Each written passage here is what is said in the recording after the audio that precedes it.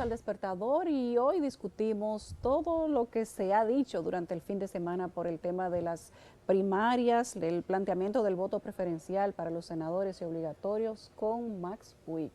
Bienvenido, buenos días. Gracias, Yulisa. Buenos días, Andrés. Y saludos a todas las personas que nos miran y nos escuchan en este momento. Bueno, deberíamos comenzar por la propuesta de los partidos, puesto que hay muchos temas allí que tienen que ser analizados y que comienzan a tener cierta importancia en el debate político, puesto que esta es una muy buena propuesta, bien argumentada. Sería importante que tú nos la resumieras antes de nosotros entrar en materia. Sí, cómo no. Bueno, primero debo decir que los partidos de oposición nos hemos tomado nuestro tiempo en estudiar a fondo la cuestión. Nosotros hemos analizado en todas sus vertientes tanto la ley electoral como la propuesta ley de partidos. Y como resultado de los intercambios que hemos realizado, pues hemos establecido un consenso, es decir, entre nosotros mismos, y hemos producido esta propuestas desde la oposición para el establecimiento de un sistema electoral realmente democrático. Se abordan, diríamos, muchos aspectos de la cuestión electoral y relacionadas con la organización de la vida de los partidos, pero yo diría que en sentido general el conjunto de proposiciones va orientado a que la República Dominicana pueda disponer de una legislación que facilite, que permita comicios que sean libres, justos, equitativos, democráticos, de manera que esos resultados sean aceptados no solamente por los actores políticos, sino también por toda la sociedad. Ese es el propósito fundamental. Ahora, para lograr ese propósito, hay que tener en cuenta toda una serie de aspectos. Yo diría que el primero de esos aspectos es el tema del uso equitativo de los recursos. De los recursos me refiero a los recursos públicos y a los recursos privados. Que no haya abuso de los recursos del poder. Que no se utilicen esos recursos para favorecer el partido oficial, el partido dominante, en detrimento de los demás partidos políticos. Que se controle el uso de los recursos privados a fin de prevenir el uso de recursos ilícitos, como pueden ser no solamente los provenientes del narcotráfico, sino todo tipo de recursos que provengan del lavado de activos. Y cuando decimos recursos no nos referimos solamente al dinero, sino también al uso equitativo de los recursos de comunicación. Es decir, que todos los partidos, todas las organizaciones políticas tengan un acceso equilibrado. En algunos países, y no en algunos, en muchos países, esto está debidamente, claramente reglamentado. Pongo ejemplo, en Francia, los lugares donde se pueden colocar vallas están predeterminados. No se pueden colocar vallas en todas partes. Los lugares y el tamaño de las vallas. Sí, y luego, si hay 6 candidatos presidenciales, cada uno de los 6 tiene el mismo espacio. Usted tiene un lugar para poner su valla con las mismas dimensiones. Igual pasa con los espacios de radio, con los espacios de televisión. Pero ¿qué sucede en la República Dominicana de hoy? Que el que tiene más dinero tiene más espacios. Claro. Y que el que tiene plata compra todos los espacios en los medios de comunicación radiofónicos o televisivos en la última semana, por ejemplo. Pero además de eso, hace eso todo el tiempo. Otro elemento es el tema del régimen de consecuencias. ¿Qué se hace con las violaciones? Es decir, ¿qué se hace con el delito electoral? ¿De qué vale definir un delito si luego no hay sanción? No hay sanción.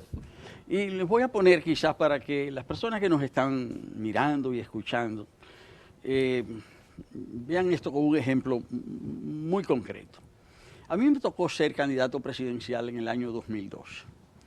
Y el partido que me postulaba, el que yo presido, la Alianza por la Democracia, denunció que el gobierno estaba presionando a los dueños de colmados usuarios de la tarjeta Solidaridad. Es decir, que se trata de que en esa época me parece que eran unos 20.000 establecimientos. Y el partido oficial los estaba reuniendo y les estaba exigiendo un aporte para la campaña del partido oficial, que cada uno de ellos tenía que aportar 50.000 pesos. Pero 20.000 personas que aportan 50.000 pesos cada uno, ya estamos hablando de una suma apreciable. Pues nosotros hicimos la denuncia públicamente. El presidente de la Junta Central Electoral de entonces nos reprochó hacer esa denuncia pública y dijo que teníamos que hacer esa denuncia por los medios debidos. Entonces hicimos una comunicación a la Junta, aportamos las pruebas correspondientes y nunca nos contestaron la carta. Sí, como miles de entonces, claro, en esas condiciones, bueno, los procesos electorales casi son un combate en el que a uno de los boxeadores le amarran las dos manos en la espalda, para que el otro pueda golpear libremente. Entonces, las propuestas van en esa dirección, el establecimiento de reglas claras en cuanto al uso de los recursos, en cuanto a la determinación con claridad del delito electoral, las sanciones respecto al delito, y hay otras cuestiones de carácter más general, como por ejemplo, eliminar el arrastre en materia de elección de los senadores, la separación de la elección del senador de los diputados. ¿Por qué? Porque una persona, un ciudadano, un votante, puede preferir elegir el senador de un partido y los diputados de otro. Y puede hacerlo perfectamente, pero en las condiciones legales actuales no puede hacerlo. Tiene que votar por la planilla completa. Otro tema es que nosotros planteamos el voto obligatorio. Si hay muchas personas que están vendiendo el voto. Si el voto es obligatorio, usted de todas maneras tiene que votar. Hay mucha gente que se hace pagar ahora para ir a votar. Otro tema, el del conteo público. O sea, ¿por qué el conteo tiene que ser realizado cerrado? Es decir, yo he sido observador electoral en elecciones en diferentes partidos y se permite que cualquier ciudadano asista al conteo hasta el límite del que lo permite el espacio físico. Es decir, los encargados del colegio electoral están allí, los representantes de los partidos, pero si además de eso caben 20 o 50 o 60 personas cómodamente en el lugar donde se produce el conteo, pues se les permite. ¿Qué tiene eso de malo? Al contrario, se gana en transparencia. ¿Por qué? Porque ¿cuál es la experiencia?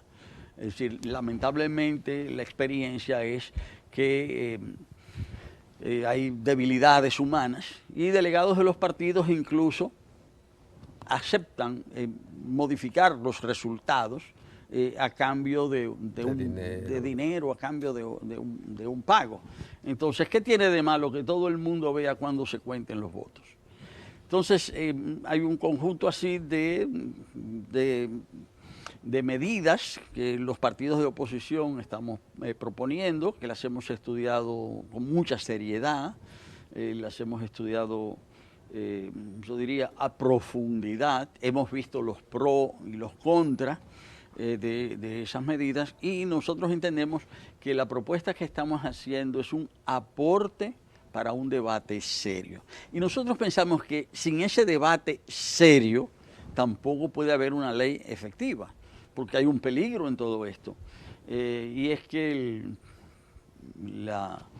el partido dominante haga uso de su mayoría mecánica y apruebe una ley insípida, es decir, una ley inodora, incolora, insabora, ¿verdad?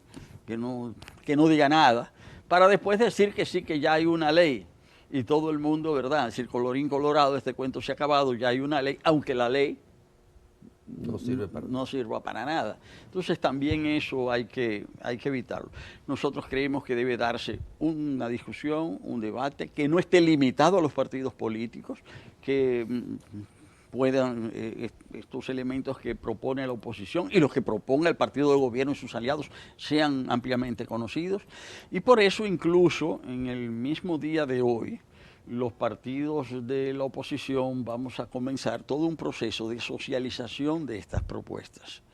Dimos a conocer que la propuesta existía el jueves pasado en una rueda de prensa, pero en horas de la mañana, dentro de un rato, tenemos cita con los integrantes de la Junta Central Electoral. Luego, al mediodía, seremos recibidos por el Tribunal Superior Electoral y a partir de mañana estamos concertando citas para realizar intercambios con los más diversos sectores de la vida nacional. Estamos hablando de gremios profesionales, de empresarios, de iglesias, de organizaciones cívicas, en fin. Nosotros queremos llegar al tocar el más amplio espectro, de manera que se tomen en cuenta estos puntos de vista que son fundamentales, porque cuando hablamos de elecciones estamos hablando de los mecanismos que la sociedad establece para la constitución de los poderes públicos. Entonces estamos hablando de qué es la base. A través de las elecciones se establecen la base misma de la estabilidad y del ordenamiento de una sociedad. En ese sentido es que se orientan las propuestas que nosotros hacemos. Hay algunos aspectos técnicos que se derivan de la experiencia. Por ejemplo, el cambio que ustedes proponen del método Home a el cociente ARE. Uno sería, digamos, un comunicador imperfecto si no se refiere a ese aspecto que no maneja el común de las personas. ¿En qué consiste este tipo de variación? Sí. ¿En qué modifica el espectro de la práctica de la democracia en nuestro país? ¿Y en qué le va a beneficiar a la gente? ¿Y en qué le va a beneficiar? Sí. Pero esa respuesta la queremos después de una pausa comercial que tenemos que hacer en este momento.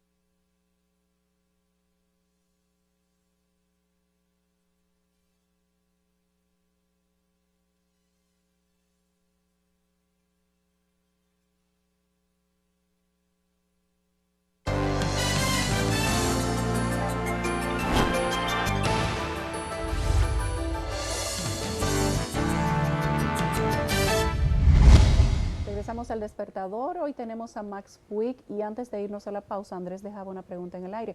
La diferencia entre el método Hon y el ARE, para la gente que no conoce quizá los detalles de cómo se beneficia si se produce realmente el cambio. Sí. El propósito de los sistemas electorales, en el caso para la elección de los órganos parlamentarios, ¿verdad? Para la elección en nuestro país del Senado y la Cámara de Diputados, porque tenemos un sistema bicameral, el propósito es lograr la mayor representación posible de los diferentes sectores de la sociedad. Ahora, se ha constatado, bueno, para esto hay que hacer cálculos, hay que ver qué porcentaje de votos saca cada partido en cada lugar. Y ahí se han establecido mundialmente diferentes modos de cálculo. Y el que se ha establecido en la República Dominicana no es el método más favorable para la representación de las minorías. Es decir, nosotros tenemos, para dar una idea, en el país, la situación de partidos que pueden alcanzar una votación relativamente alta y que, sin embargo, por el método de cálculo no logran llevar representantes a las cámaras. Nosotros lo que estamos proponiendo es que el método de cálculo para la elección de los diputados y los regidores, que es el llamado método de Hon, por el nombre del señor Hon que definió ese procedimiento, sea cambiado, sea modificado por lo que se llama el método del mayor cociente. Y la ventaja del que estamos proponiendo es que haría una representación más diversa. Habría más partidos representados en la Cámara. En ese sentido, pues diríamos que es más democrático lo que nosotros estamos proponiendo. Por eso también nosotros estamos planteando que no haya circunscripciones electorales muy pequeñas. Me explico.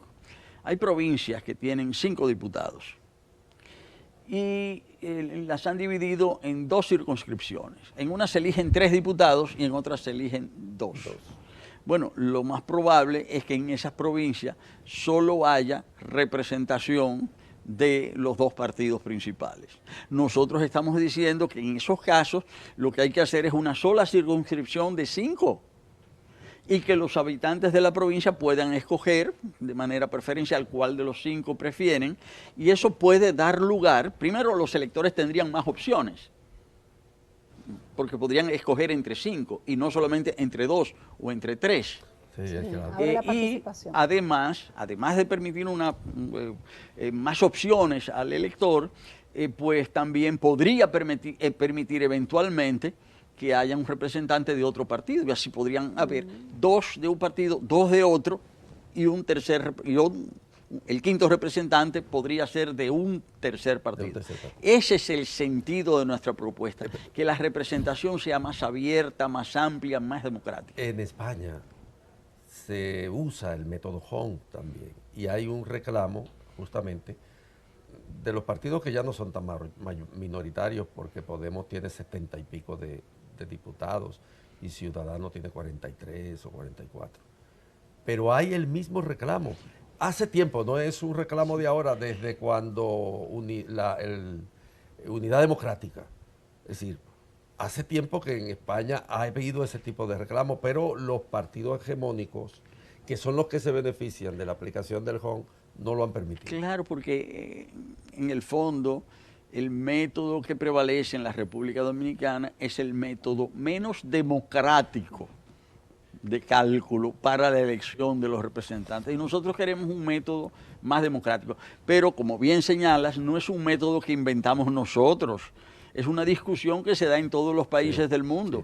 Y cuando esos partidos políticos plantean eso en España, lo que están sugiriendo es un mejoramiento del sistema de representación democrático, no otra cosa. Correcto. A propósito del método de representación democrática, ¿qué opinas de eliminar el voto preferencial en las elecciones municipales? Bueno, la posición de Alianza por la Democracia que es el partido que yo presido, es que el voto preferencial es un logro democrático, porque le da la opción al elector de escoger, en este caso, el regidor, ¿verdad? Los regidores que él prefiera. Se está argumentando que es muy difícil en términos prácticos hacer esto. La Junta Central Electoral en particular ha insistido que en el año 2020 va a haber 2 elecciones y quizás 3, porque si no hay decisión en las elecciones presidenciales del mes de mayo, habría una segunda vuelta, es decir, serían 3 elecciones, y que esto haría mucho más complejo el sistema. Incluso hay una serie de partidos que han insistido en ese punto de vista. Nosotros no lo abordamos como tal, en la posición común. Nosotros, en el caso del APD, pensamos que se debe dejar así. Tal como está. En el sentido del voto preferencial. Incluyendo a los diputados. No, por los diputados de todas maneras está establecido ya desde hace algún tiempo. Sí. Ahí lo que hay que mejorar es el sistema de conteo. O sea, porque los partidos tienen representantes en los colegios electorales, pero los candidatos a diputados individualmente no los tienen. Y hay candidatos a diputados que se quejan de que no les cuentan bien los votos. Pero eso se resuelve con el conteo público. Con el conteo público ese problema desaparece. Ese problema se elimina. Hay otro aspecto. Nosotros ahorita, Yulisa y yo, hablábamos justamente de la propuesta. Señalábamos un aspecto que tiene que ver con la financiación, puesto que en rigor, en la sociedad dominicana no hay una democracia, hay una plutocracia. Aquí el que no tiene dinero no se puede lanzar a una candidatura. Así y es. Mucho dinero. Así es. Cualquiera que sea el cargo, porque antes los regidores eran honorarios, pero ahora nadie sabe cuánto cuesta ser regidor, el proceso que te lleva a ser regidor. Por lo tanto, es una plutocracia y es una forma de exclusión de las posibilidades de cumplir con un mandato constitucional de elegir y ser elegido. Si tú no tienes cuartos, no puedes aspirar a ser elegido en este país. Eso es concreto. Así es. ¿Qué proposiciones tienen ustedes en relación a la propuesta que presentan respecto a este tema? Bueno, el control, los topes de campaña. Es decir, y los topes de campaña no basta simplemente con decir que se fija un límite, hay que establecer controles específicos, controles efectivos en cuanto al uso de los recursos. Por ejemplo, los aportes privados, los aportes particulares, tienen que tener un tope y hay que señalar quién aportó el dinero, como existe en muchas otras democracias en el mundo. Es decir, señalar, bueno, el partido A recibió donaciones, puede recibir donaciones, ¿verdad? Pero esas donaciones no pueden sobrepasar X cantidad de dinero por persona, porque si no viene un señor multimillonario y mete ahí todo el dinero que quiera y efectivamente ya no hay democracia. Y aparte de eso, aparte de que los topes, de que los aportes personales o individuales sean limitados, que también el tope general, el gasto general del partido en la campaña también tenga un límite. Nosotros en las campañas electorales en la República Dominicana, en las elecciones presidenciales, fácilmente el partido de gobierno gasta 3, 4, 5 mil, 6 mil, 7 mil, 10 mil millones de pesos, y otro partido solo puede gastar 100 millones de pesos. Entonces, realmente, el régimen en ese caso es formalmente democrático, según dicen la Constitución en las leyes. Pero a eso se le puede poner cualquier nombre, pero democracia no es. Claro. Democracia no es. Entonces, eso está regulado en muchos países del mundo. No hay razones para que no se haga en la República Dominicana, o mejor dicho, sí hay una razón. Es que esto está organizado, esto está montado para que los que mandan sigan mandando. Sí. Ese es el sentido del asunto. Pero como digo, no se trata de un régimen democrático. Entonces, en ese sentido hay que limitar el financiamiento el financiamiento privado. Algunos dicen, hay personas que dicen que el Estado no tiene que darle dinero a los partidos. Es decir, pero si pienso que ese es el financiamiento más transparente y el que está controlado. Hay países donde solo hay financiamiento público, hay países donde solo hay financiamiento privado. Nosotros tenemos el peor de los sistemas. Financiamiento público más financiamiento privado ilimitado y sin control. Lo que pasa es que en República Dominicana el financiamiento del Estado, que es el que se da a través de la Junta Central Electoral, se supone que era para no necesitar o para disminuir el tema de la corrupción en el financiamiento privado. Claro. Y aunque ese fue el espíritu, eso no se ha cumplido. Por eso es que por eso la respuesta no puede ser eliminar el financiamiento público, sino limitar el financiamiento privado. Pero además, y el tema del sistema de consecuencias, porque no importa si se limita, y aunque te demuestren que tú estás violando la ley, si tú no vas a tener ningún tipo de consecuencia, como está la ley electoral en este momento. Es que es una ley que no dispone de medios, y no es una ley, no hay ley sin sanción.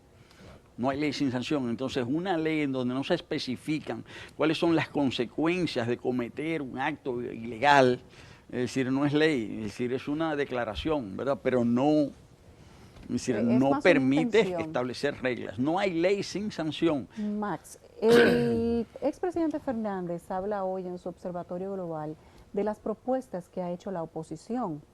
Inclusive, uno luego de que lo lee, podría entender que el presidente está como medio de acuerdo con la oposición.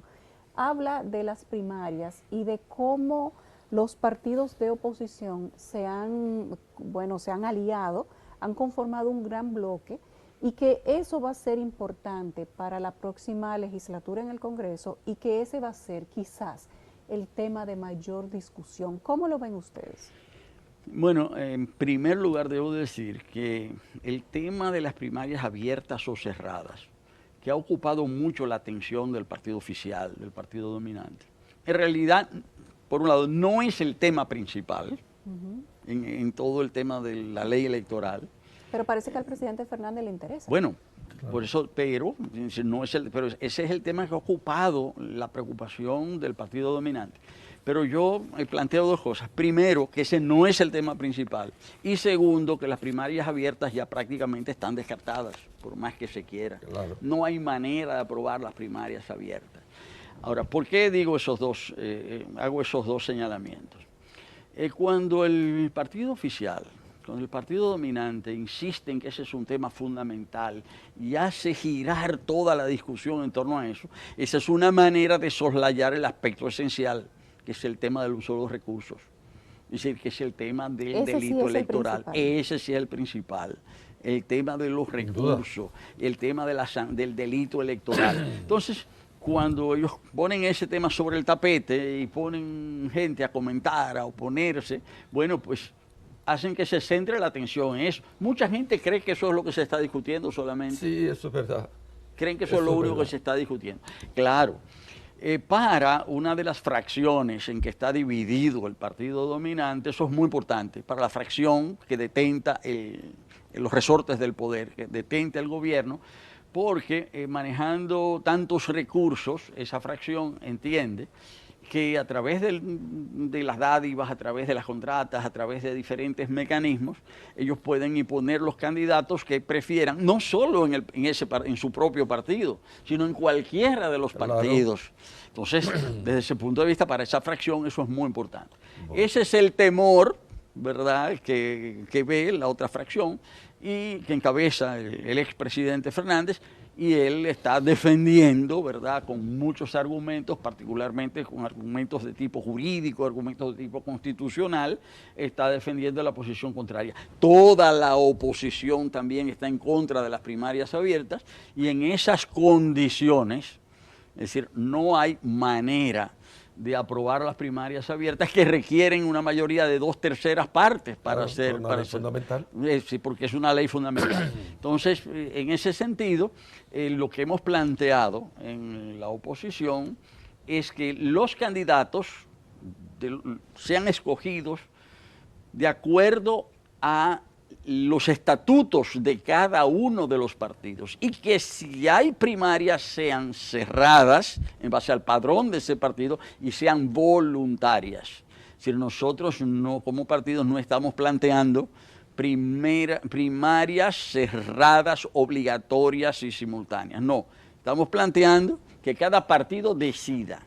Y si decide, si sus estatutos determinan que la elección de los candidatos se debe hacer mediante primarias, en este caso cerradas, bueno, en ese caso es un acto voluntario, es una decisión de ese quedan viables otras formas, ¿no? Puede ser por convención, la asamblea de delegados. Convención, es lo que nosotros planteamos. Como lo dice ahora mismo la ley electoral. Exacto. Gracias a Max Wick, que ha estado con nosotros el día de hoy, dándole una mirada a lo que sucedió durante el fin de semana con los partidos de oposición y este planteamiento para la ley de partidos políticos. Gracias a ustedes, que son nuestra contraparte. Nos vamos a una pausa en este momento y al regreso venimos con la segunda hora del Despertador.